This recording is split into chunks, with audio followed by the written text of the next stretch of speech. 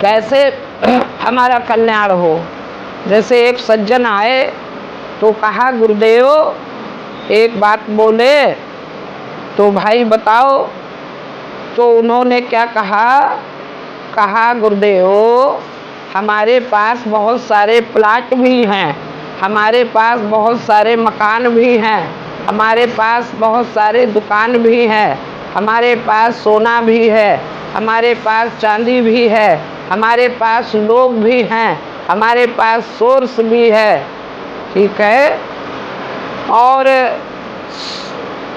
सब कुछ है, तो फिर कमी किस बात की है। तो उन्होंने कहा कमी इस बात की है कि मेरे पास चैन नहीं है, सुकून नहीं है, कल्याण नहीं हो पा रहा है। सबसे बड़ी बात सुकून नहीं है। तो अब जब सुकून नहीं है, चैन नहीं है जीवन में, तो जीवन का क्या मतलब है। बहुत सारी चीज़ें तुम्हारे पास है, बहुत सांसारिक वस्तुएं हैं, लेकिन अब जीवन में अगर सुकून नहीं है, शांति नहीं है, तो ईमानदारी से बताओ फिर किसी चीज़ का कोई मतलब तुमको नज़र आएगा? कोई मतलब नहीं नज़र आएगा। तो उसके लिए क्या किया जाए जो हमारे जीवन में चैन मिले, कल्याण मिले।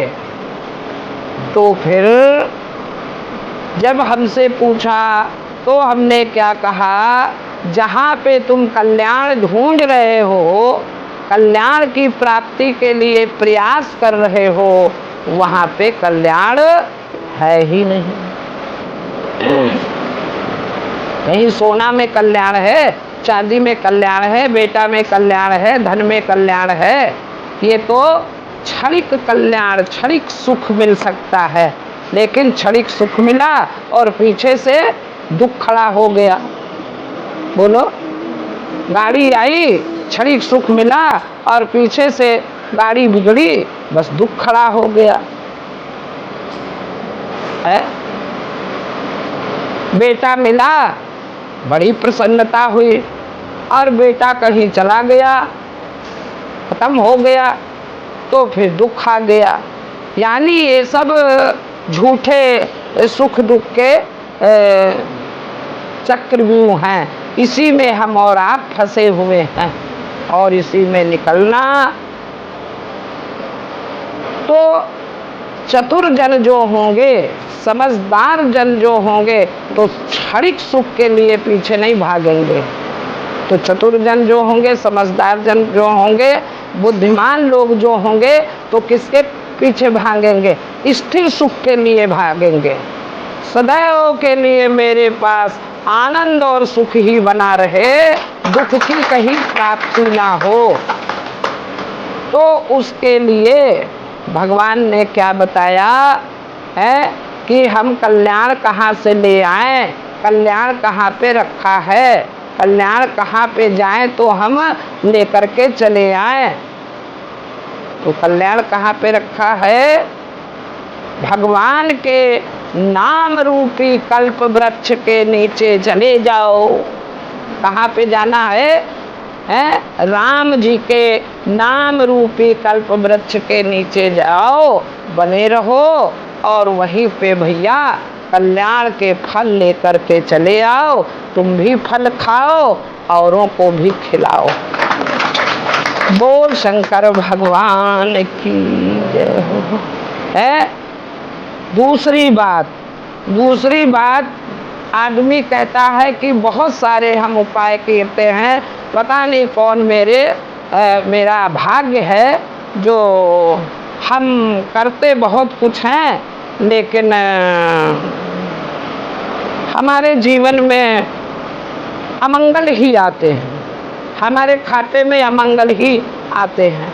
कहीं ना कहीं किसी न किसी प्रकार का अमंगल का प्रवेशीकरण हो ही जाता है। तो भैया सीधी सी बात है। तो सज्जन ने कहा कि अमंगल ये कहाँ से आ जाते हैं? तो जिस प्रकार तुम अपने घर में झाड़ू लगाते हो कि नहीं लगाते हो? लेकिन अनायास ही तुम्हारे घर में कूड़ा चला आता है।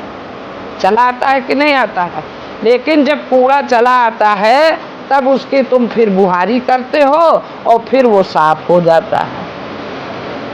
इसी प्रकार हमारे और आपके जीवन में कर्म और प्रारब्ध के कारण अनायास ही अमंगल रूपी कूड़ा आ जाता है। अब अमंगल रूपी कूड़ा जब आ गया तो उसको बुहारी करना है, यानी सफाई करना है, यानी उसको दूर करना है। तो फिर उसको कैसे किया जाए, उसकी बुहारी कैसे किया जाए, उसको दूर कैसे किया जाए? तो उसके लिए भगवान ने कहा सबसे परम साधन क्या है? उसके लिए सबसे परम साधन बताया गया कि संतों के समाज में चला जाए। संतों के समाज में, महापुरुषों के समाज में हम लोग जाएं और जा कर के वहाँ पर संतों के समाज में जाएं और वहाँ पे जा कर के क्या करें? वहाँ पे पहली बात शांति पूर्वक बैठें और बैठ करके क्या करें? वो संत समाज जो है, यानी संतों के वचनों को, संतों के उपदेशों को हम सुने, ध्यान से सुने। और जब ध्यान से सुनेंगे तो फिर हमारी समझ में बात आएगी। समझने का प्रयास करें है? और समझ करके फिर आनंदित हो, और आनंदित हो करके उसमें फिर गोते लगाएं।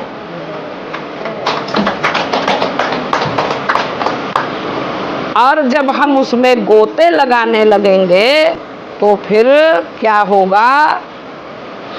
तुम एक मंगल के लिए तुम रो रहे हो, एक चीज के लिए रो रहे हो, लेकिन जब वो संत समाज में हम जाएंगे, संतों का समाज कैसा है? मंगलदायक है।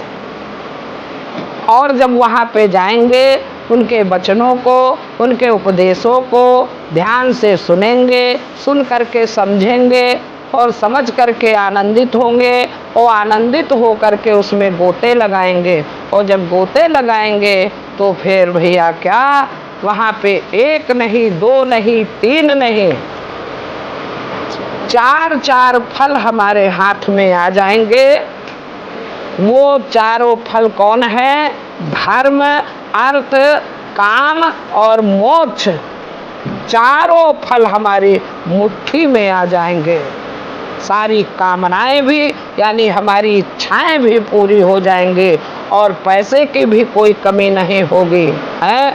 और भैया सबसे बड़ी बात कि मृत्यु के समय हमको कोई पीड़ा नहीं होगा, उद्धार हो जाएगा, मुक्ति हो जाएगा। बार बार जन्मों मरो भोगो, जन्मों मरो भोगो, जन्मों मरो भोगो, जन्मों मरो भोगो। कल्प कल्पांतर से, युग युगांतर से जो ये क्रम चल रहा है, ये क्रम का खंडन हो जाएगा। कौन करेगा? वो संतों के समाज में, संतों के परिकर में जब हम लोग बैठेंगे। सुनि समझें जन मुदित जन मज्जन अति अनुराग, लहाई चार फल, लहाई चार फल अछत तन, साधु समाज प्रयाग। ठीक है?